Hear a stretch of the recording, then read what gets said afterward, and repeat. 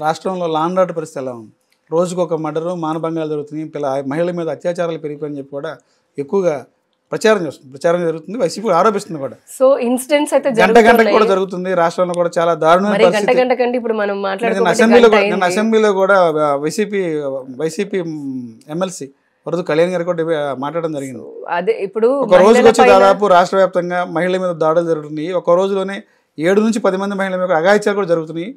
Law and order అదుపు తప్పిన, law and order కంట్రోల్లో లేదు అనేది ప్రధాన ఆరోపణ. ఏం చెప్తారు మీరు? ఒకటి లా అండ్ ఆర్డర్కి సంబంధించి హోమ్ డిపార్ట్మెంట్కి సంబంధించి కొన్ని లోపాలు అయితే ఉన్నాయి, కొన్ని చోట్ల ఉన్నాయి. కొంతమంది కావాలని అనుకోండి రకరకాల కారణాల వల్ల అలసత్వం అయితే వహిస్తూ వచ్చారు. ఇంకొకటి ఖచ్చితంగా మేము చెప్పాము, ఇవంతా మా దృష్టికి వస్తున్నాయి, జరుగుతూ ఉన్నాయి. అంటే అన్నీ వాళ్ళు చెప్పినట్టు గంట కానీ చెప్పని ఈ రోజుకొకటి అని జరగకపోయినా అక్కడక్కడ సంఘటనలు జరుగుతున్నాయి. దాన్ని తీవ్రంగా ఖండిస్తున్నాం, మా ప్రభుత్వమే ఖండిస్తుంది. ఎట్ ద సేమ్ టైం ఇప్పుడు చాలా ముఖ్యమంత్రి గారు చెప్పారు, హోంమంత్రి గారు చెప్పారు, డిప్యూటీ ముఖ్యమంత్రి పవన్ కళ్యాణ్ గారు అయితే ఈ విషయాన్ని ఆయనే ప్రస్తావన చేశారు పలు సందర్భాల్లో. చేయడం దేనికి? మా ప్రభుత్వం నుండి మేము డిమాండ్ చేసాం, బీజేపీ మేము అందరి మా లక్ష్యము ఇటువంటి సంఘటనలు జరగకుండా చూసుకోవడమే. సో జరుగుతున్న వాళ్ళని ఎక్కడ జరుగుతున్నాయి, ఏంటి కారణం అనే దానిపైన కూడా ప్రత్యేకమైన దృష్టి పెట్టాము. అలానే పోలీసులో కూడా ఇంకా కొంతమందిని రిక్రూట్ చేసుకొని దానిపైన కూడా దృష్టి పెట్టారు. ఎవరైతే కొంతమంది అధికారులు ఇలా అలసత్వం వహిస్తున్నటువంటి అధికారులు ఎవరైతే ఉన్నారో వాళ్ళని ఐడెంటిఫై చేస్తూ వారిపైన చర్యలు తీసుకోవడం కూడా జరుగుతుంది. అతి తొందరలోనే మహిళ పైన, అది ఏ ప్రభుత్వం అయినా ఉండనియండి, ఏ పార్టీ అయినా సరే, మహిళకి అన్యాయం జరగకూడదు. అది ఎవరైనా సరే, అంటే మహిళని స్త్రీలాగా ఇదివరకు వేదాలు చెప్పినట్టుగా దేవతలాగా పూజించకపోయినా మహిళ లేకపోతే మన జన్మకే కారణం లేదు. కాబట్టి మహిళకి రక్షణ ఇవ్వాల్సిందే. దానికి మా ప్రభుత్వం సంపూర్ణంగా కట్టుబడి ఉంది. మేడం, ఇప్పుడు ఈ 5 సంవత్సరాల్లో ఈ టర్మ్లో 2024-29 లోపు అమరావతిలో నిర్మాణాలు ఉన్న 50% ఉన్న నిర్మాణాలు జరుగుతాయి అంటారు? ఖచ్చితంగా జరుగుతాయండి. దాని గురించనే ఇప్పుడు మంత్రి నారాయణ గారు కానివ్వండి, ముఖ్యమంత్రి గారు కానివ్వండి, అందరూ కూడా ప్రభుత్వ యంత్రాంగం కూడా కష్టపడి పనిచేస్తున్నారు. ఎక్కడి వరకు ఆగాయి మన సీడ్ యాక్సెస్ రోడ్లు కానివ్వండి, సిఆర్డీఏ పరిధిని పెంచారు. ఇప్పుడు అలాంటివన్నీ అంటేనే చెప్పాక లోపాలన్నీ సరి చేసుకుంటూ త్వరితగతిన పూర్తి చేయాలి, అభివృద్ధి అనేది ఈసారి ఖచ్చితంగా చేసి చూపించాలి అనే దాంతో ఉన్నాము, జరుగుతాయి కూడా. మేడం, ఇప్పుడు గత ప్రభుత్వంలో 2019 నుంచి 24 సందర్భాల్లో రిషికొండ కట్టిన నిర్మాణాలు ఏదైతే జరిగినాయో ఆ నిర్మాణాలు ఏదైతే అది గవర్నమెంట్ ప్రభుత్వానికి సంబంధించినటువంటి నిర్మాణాలే, మా పార్టీకి కానీ మాకు వ్యక్తిగతంగా సంబంధం కాదు. ఆ రోజున ప్రభుత్వ అనుమతితోనే, జీఏడీ అనుమతితోనే నిర్మాణాలు చేసామని చెప్పి కూడా వైసీపీ చెప్పింది. కానీ ఎన్డీఏ కూటమి అదంతా ఒక కోటగిరి, ఒక కోట బంగ్లా కట్టారు, ఎవరు సొమ్మని చెప్తారు. ఏం దాని గురించి? Very basic fundamental aspect point ఏంటంటే, ప్రభుత్వానికి టూరిజం అభివృద్ధి చేయడానికి కట్టాము. అది ఒక ప్రధాని కానీ రాష్ట్రపతి కానీ మన రాష్ట్రానికి వచ్చినప్పుడు బస చేయడానికి ఒక నివాసం అనేది లేదు. ఆ ఉద్దేశంతో మేము కట్టాము తప్ప మా సొంతటువంటి మా లాభానికి మేము కట్టలేదని వైసీపీ. ప్రధానమంత్రి గారు అడిగారట్న జగన్మోహన్ రెడ్డి గారిని, లేదా రాష్ట్రపతి గారు అడిగారట్న 450 కోట్లు పెట్టిన ప్యాలెస్ కట్టుబాబు, అందులోనే ఉంటాము. ప్రధాని రాష్ట్రపతి వచ్చినప్పుడు నాకు ఉంటానికి నివాసం కావాలి కదా. నివాసం ఉండడానికి అని చెప్పని ప్రభుత్వం ఏర్పాట్లు చేయాలి. కానీ దానికోసం అని చెప్పని ప్రజాధనము 450 కోట్లు వృధా చేయాల్సినటువంటి అవసరం లేదు. టూరిజం ఏ విధంగా డెవలప్ చేస్తారు?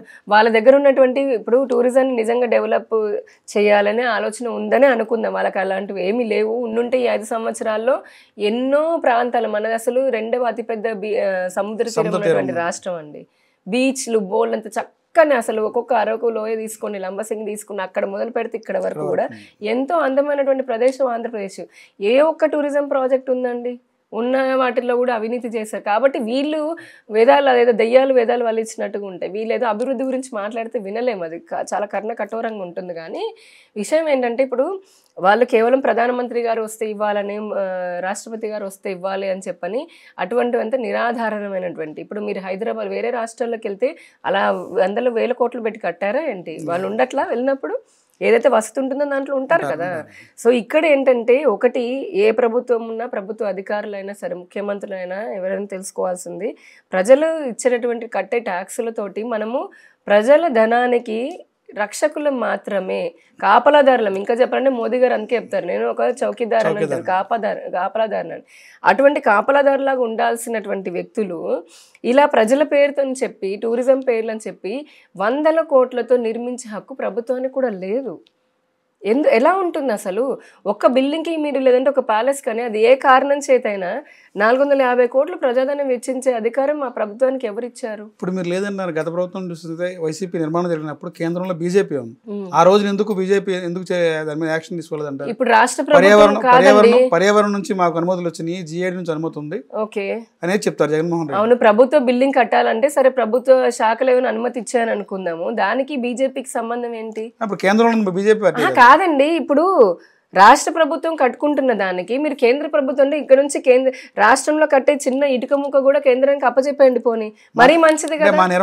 ఆ నిర్మాణం సంబంధించి కేంద్రంతో చెప్పాము. ఇక్కడ అంత వ్యయం దేనికే? కేంద్రంతో 450 కోట్లు అవుతుందా 550 కోట్లతో పెడుతుందా అనేది కేంద్ర ప్రభుత్వానికి ఏంటండి? దానికి రాష్ట్రానికి అందుకే ఎమ్మెల్యే ఎలక్షన్స్ వేరు పెడతారు, ఎంపీ వేరు పెడతారు, ముఖ్యమంత్రి వేరుంటారు, ప్రధానమంత్రి వేరుంటారు, అవునా కాదా?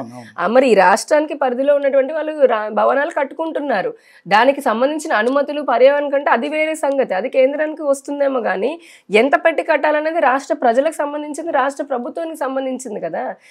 అదే చెప్తున్నా, ప్రతిదానికి కేంద్ర ప్రభుత్వం రావాలంటే మొత్తానికి ఎమ్మెల్యే కేంద్రం ఇవ్వండి, రాష్ట్రంలో కేంద్ర ప్రభుత్వం అనుమతులతో నిర్మాణం చేసి చెప్తారు. అనుమతులు దేనికి వస్తాయి? ఒక బిల్డింగ్ అక్కడ కట్టడానికి, ఇప్పుడు భవనానికి బిల్డింగ్లు కావాలంటే అనుమతి ఇస్తారేమో కానీ నువ్వు 100 రూపాయలతో కడుతున్నావు, 500 కడుతున్నావు, కేంద్రానికి అదే పని చూస్తూ కూర్చోడానికి. అది రాష్ట్రం ప్రభుత్వం చేయాల్సినటువంటిది. వాళ్ళు సమాధానం చెప్పాలి రాష్ట్ర ప్రజలకి. ఏ కారణం చేత పోనీ నువ్వు 450 కోట్లు కట్టావని అనుకుందాం, దానికి ఎన్ని రేట్లు నువ్వు ఇప్పుడు ఆదాయాన్ని సమకూరుస్తావు అదైనా చెప్పు. ఎందుకు చెప్పలేదు? ఆ ప్రణాళిక ఏది? పోనీ నువ్వు ఉపయోగించాలనుకుంటే ఏ విధంగా దాన్ని ఎలా అంటే ఉపయోగించుకుంటాము? ఎప్పుడో ఒకసారి వచ్చే రాష్ట్రానికి వచ్చే 3 ఏళ్లకు 5 ఏళ్లకు ప్రధానమంత్రి గారు వస్తే వారి కోసమని మిగతా టైం అంతా వదిలేస్తావా? కేవలం ఒక లేకపోతే ఇంకో మ్యూజియం లాగా పెడతామంటే ఆ టికెట్లు ఎంత వస్తాయి? 50 రూపాయలు 100 రూపాయలు, దాంతో నీకు 450 కోట్లు వెనక్కి వస్తాయా? ఎంతకాలం కట్టాలి? అసలు ఏంటి దీనికి? నువ్వు ఉపయోగిస్తున్నావు ప్రజల సొమ్ము అనుకున్నప్పుడు రెస్పాన్సిబిలిటీ ఉండాలి కదా. ఎవరిని పోనిచ్చావు అంతెందుకు? ఎవరిని పోనివ్వాల మొన్నటి వరకు. ఈ ప్రభుత్వం వచ్చిన తర్వాత వరకు కూడా ఎవరిని దరిదాపులు కూడా పోనీలే. ప్రభుత్వ బిల్డింగే కడుతుంటే నీకు అంత దాపరికం దేనికి? అన్నన్ని లక్షల కోట్లు పెట్టి ఒక ఫర్నిచర్ దేనికి? అంత రాచరికం దేనికి? ఇది ప్రభుత్వమా లేదంటే కనుక ఎవరైనా జమీందారులు లేదంటే రాజులు ఉండేటటువంటి ఇల్లు పాలననా? సొంత ఆస్తి కాదు కదా, ప్రజల సొమ్ము కదా. అదే కదా మేము ప్రశ్నిస్తోంది. నువ్వు ప్రభుత్వ బిల్డింగ్ కట్టాలంటే కొన్ని పరిమితులు ఉండాలి. నీ ప్రభుత్వం ఏ విధంగా ఏ హక్కుతో ఖర్చు పెట్టిందని ప్రశ్నించాం మేము. పోనీ ఖర్చు పెట్ట, నీకు అంత తపన ఉంది, ఖర్చు పెట్టావు, దాని ఆదాయ మార్గం కూడా తీసుకొచ్చి మళ్ళీ ప్రజలకు పంచాలి కదా. అదేది ప్లాన్? దాన్ని ఇప్పటికైనా చెప్పమానండి. వాళ్ళంతా బాగానే అంటున్నారు, బాగానే ఉంది, దాన్ని ఇప్పటికైనా మేము ఈ విధంగా చేసుకొని ఈ విధంగా ఆదాయం తెద్దాం అనుకున్నాము. ఒకటో సంవత్సరంలో ఇంత ఆదాయము, 2వ సంవత్సరంలో ఇప్పుడు అదే అంటారు కదా, ఒకటి ఇల్లు ఏదైనా పెట్టుకున్నాము, ఒక ఇన్వెస్ట్మెంట్ పెట్టినప్పుడు దాని రిటర్న్స్ రావాలి కదా. ప్రైవేట్గా ఉన్నప్పుడే అంత ఆలోచిస్తే ప్రజల ధనం అన్నప్పుడు ప్రజలకు అది మళ్ళీ రిటర్న్స్ రావాలి కదా. వాళ్ళ ప్లాన్ ఇప్పటికైనా చెప్పమానండి జగన్మోహన్ రెడ్డి గారిని. నేను S4 ద్వారా అడుగుతున్నా నేను. ఓకే మేడం, ఇప్పుడు యువత రాజకీయాలు రావాలని మీరు ఎలాంటి సూచన ఇస్తారు? యువత రాజకీయాల్లో రావాలి, వస్తే మంచిదే. కానీ నేనే చెప్తున్నాను కదా, రాజకీయాల్లో నేను కూడా దూరంగా ఉన్నప్పుడు అనుకున్నాను, మనలాగా నాలాగా చదువుకున్న వాళ్ళు, కాస్త సమాజం పట్ల ప్రేమ ఉన్న వాళ్ళు రాజకీయాల్లోకి వస్తే సమాజాన్ని ఉద్ధరించేయచ్చు అనేసి అనుకున్నాం. కానీ కనిపించినంత ఈజీ కాదు. అంటే ఏ రంగము కూడా అంత ఈజీగా ఉండదు. కానీ రాజకీయాలు అనేవి కనిపించినంత అందంగా ఆనందంగా ఉండవు. చాలా కఠినంగా ఎన్నో కుట్రలు కుతంత్రాలతోటి స్వార్థంతో నిండిపోయి ఉంటాయి. రాజకీయాల్లోకి రావాలి అనుకున్న వాళ్ళు అందరూ అనట్లేదు, బట్ ఇప్పుడున్నటువంటి ప్రస్తుత రాజకీయ పరిస్థితులలో అన్నిటికీ దెబ్బలు తినడానికైనా వ్యక్తిత్వ హననాన్ని తట్టుకోవడానికైనా సరే సిద్ధపడి ఇంకా దాదాపు మనల్ని మనం కోల్పోయే పరిస్థితికి అంత దృఢంగా ఉండగలిగితేనే రాజకీయాల్లోకి రావాలి. సున్నిత మనస్తులు ఎవరైనా వచ్చారనుకోండి, నా అలానే ఇబ్బంది పడతాను. ఏంటంటే చాలామంది అలా ఇబ్బంది పడిన వాళ్ళు ఉన్నారు, చాలా సఫర్ అయ్యాము. ఎట్ ద సేమ్ టైం ఎంత సఫర్ అయినా సరే ప్రజలకు ఏదో మంచి చేయాలి అనే దృఢ సంకల్పం కనుక మనకుంటే ఎన్ని అవరోధాలు ఎదురైనా సరే ఖచ్చితంగా ముందుకు రావచ్చు. మన మార్క్ అనేది మనం వేస్తూ ప్రజలకి మనం చేయాలనుకున్న సేవ చేయొచ్చు. దానికి మనం నిర్దేశించుకోవాలంటే మన అంబిషన్ ఏంటి రాజకీయాల్లో, మనం ఏమైనా ఒక ఐడియాలజీ తోటి కనెక్ట్ అవుతున్నామా, లేదంటే తాత్కాలికమైనటువంటి గెయిన్స్ ఏదో పదవి వస్తే అనుభవించేసి పక్కకి వెళ్దామని అనుకుంటున్నామా, లేదంటే కనుక ఇప్పుడు నాకు అనుకోండి ధర్మము దేశం అనేది నా ఐడియాలజీ, అంటే నేను దానికోసమే ఉన్నాను. యాక్చువల్గా నేను ఒక చాలా క్లియర్గా పెట్టుకున్నా, ఉంటే బీజేపీలో ఉంటాను, లేదంటే అసలు రాజకీయాల్లోనే ఉండను నేను. అది ఎన్నాలని సరే. భవిష్యత్తులో ఉన్న వైసీపీకి వెళ్ళే అవకాశం ఉందా? అప్పుడు రమ్మంటేనే పోలేదు. ఇప్పుడు ఇంత ఇంత నాకెందుకండి? ఇందాకే చెప్పాను గదా! అసలు ఏమాత్రం ఒక ఐడియాలజీ లేనటువంటి, రాష్ట్ర ప్రజల పట్ల ఏమాత్రము లేనటువంటి, అంటే ఆ భావజాలం గూడా కలగనటువంటి వ్యక్తులు, ముఖ్యంగా హిందూ ధర్మానికి చేటు చేయాలి అని చెప్పని అనుకున్న వ్యక్తులతోటి నా వల్ల అయితే కాదు. అసలది అనవసరం గూడా. ప్రశ్ననే అనవసరము. నేను ఉంటే ఎందుకు సేవ చేయాలనుకున్నానంటే భారతీయ జనతా పార్టీలో అది ఏ పదవులొచ్చినా రాకపోయినా ఒక కార్యకర్తనే పెద్ద బీజేపీ లాంటి నేషనల్ పార్టీలో, ఇంకా చెప్పాలంటే మా పార్టీలో ఒక కార్యకర్తకు ఉన్నంత స్వేచ్ఛ పదవిలో ఉన్నటువంటి బాధ్యతలు ఉన్న వాళ్ళకు కూడా ఉండదు. నిజం చెప్తున్నానండి. అంటే అంత స్వేచ్ఛ ఉంటుంది. సో మనకు ఒక సాటిస్ఫాక్షన్ వస్తుంది. నిజంగానే దేశం కోసం అంటే పని చేస్తున్నాం, ప్రజల కోసం పని చేస్తున్నాము అని చెప్పని.